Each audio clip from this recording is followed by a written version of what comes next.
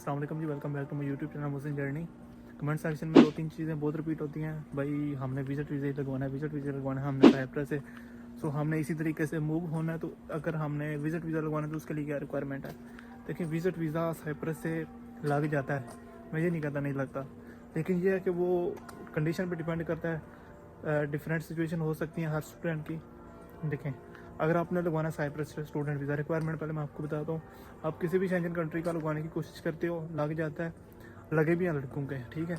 Netherlands का जो है वो ऑप्शन मोस्ट कंसिडर करते हैं, लेकिन शेंजन विजिट वीज़ा लगवाने के लिए आप की जो पिंक है, यानी हमें जो साइप्रस में कार्ड मिलता है यूरोप का, ठीक है, अगर वो आपका आता है तकरीबन क्या लें जनवरी में आ जाता है, फेब में आ जाता है, और उसके बाद उसकी जो एक्सपायरी है वो सितंबर में, अक्टूबर में या नवंबर में है, तो फिर आप विजिट वीज़ा लगने के आपके चांसेस बन जाते हैं। क्योंकि विजिट वीज़ा आप एक ये चीज़ ज़हन में बिठा लें, समर में भी चांसेस होते हैं, लेकिन ज़्यादा चांसेस गर्मियों की छुट्टियों में होते हैं। और अगर आपकी पिंक की एक्सपायरी कुछ इस तरह के है जो मैंने बताई है, अगर आपकी फेब में स्टार्ट हो रही है, जनवरी फेब मार्च, और एक्सपायर हो रही है गर्मियों की छुट्टियों के बाद है, तो फिर आप लाजमी विजिट वीज़ा की तरफ आओ, विजिट वीज़ा लग सकता है।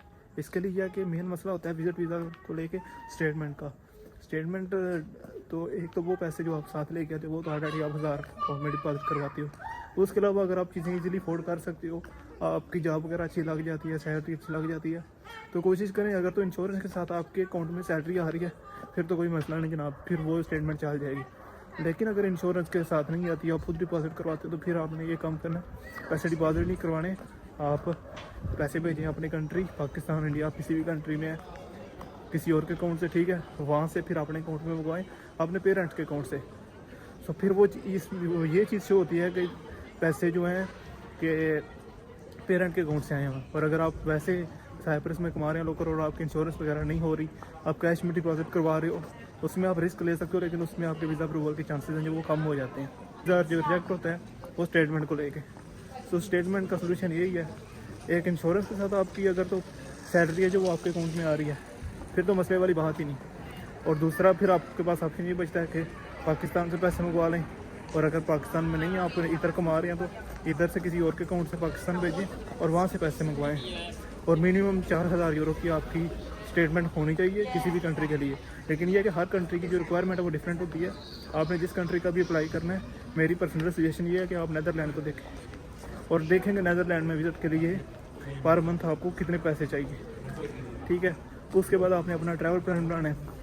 ट्रैवल प्लान में आपने अच्छी हसीर सर्च करनी है कि नैदरलैंड आपने किस दिन किधर जाना है। कोई तकरीबन 15-20 दिन का ट्रैवल प्लान रखें, 15-20 दिन का अपना ट्रैवल प्लान रखें। और 15-20 दिन का ट्रैवल प्लान आपने इस तरह सर्च करनी है कि वो आपको आप वाकई जैसे जा रही है, आपने जो जगह बताई है, जो होटल बुकिंग वगैरह सब कुछ आपने वाकई उन पर जाना है, और आपको पता हो कि मैं पहले दिन इधर जाना है, दूसरे दिन इधर जाना है, और वो ट्रैवल प्लान अपने सारा बना के, वो भी जब आपने वीज़ा अप्लाई करना है तो उसमें आपने साथ लगाना है। इसके अलावा आपकी जो इंश्योरेंस होगी, ठीक है, ट्रैवल इंश्योरेंस, हेल्थ इंश्योरेंस, ये कोई बड़ी बात नहीं है। जो टिकट वगैरह होती है आपने एडमिशन भी करवानी है, सारा कुछ ये आप किसी भी टिकट वाले से जाए ना, किसी भी ट्रैवल एजेंसी के पास जाएँ, उधर ही साइप्रस में कोई सिटी में है वो सी। सो आपने जब उनसे जाके अगर आप ये बोलेंगे ना कि हमने इस कंट्री में जाना है, हमारी होटल बुकिंग कर दें और फलां ये सारी चीज़ें कर दें, वो कर देगा। कोई नहीं, इतना ज़्यादा खर्चा भी नहीं आएगा आपका इसमें, बिल्कुल खर्चा नहीं, तकरीबन क्या नहीं, आपको बड़ी कुछ लाएंगे कोई ना 100 यूरो तक आपका खर्चा आएगा इसमें। ये सारी चीज़ें आपकी इजीली मैनेज हो जाएंगी।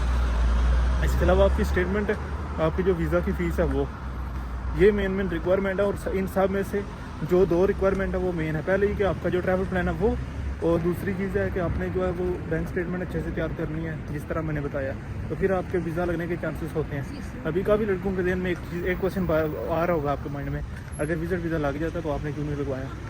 सीधी बात है, जैसे मैंने अभी पहले बताया आपको कि पिंक गर्मियों की छुट्टियों में आपको विजिट वीज़ा लगने के चांसेस होते हैं। और मेरी पिंक है जो वो तकरीबन जून में एक्सपायर हो रही थी, और यही वजह है कि मैं तब जाके अगर पिंक रिन्यू करवाने के चक्कर में लग जाता, फिर वही टाइम निकल जाना था, गर्मियों की छुट्टियाँ खत्म हो जानी थी, तो फिर मैं वहीं का वही।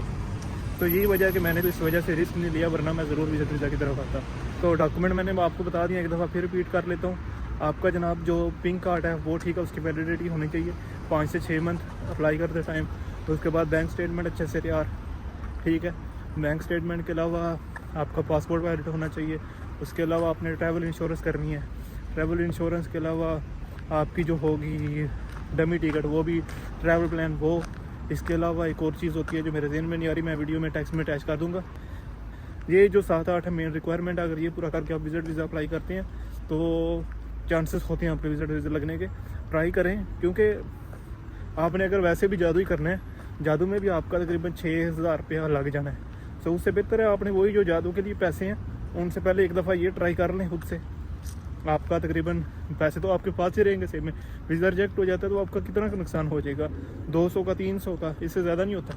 ठीक है, आप 300 भी चलो कम बता दिए, 400 का कर लें, इतना नुकसान हो जाता है। सो कोई मसले वाली बात नहीं है, फिर आप दूसरा ऑप्शन कंसिडर कर सकते हैं, लेकिन मोस्टली चांसेस होते हैं आपका विज़िट वीज़ा लग ही जाता है। बाकी आई होप आपकी जो क्यूरीज है वो सॉल्व हो गई होगी। मिलते हैं नेक्स्ट वीडियो में, तब तक के लिए अल्लाह हाफिज़।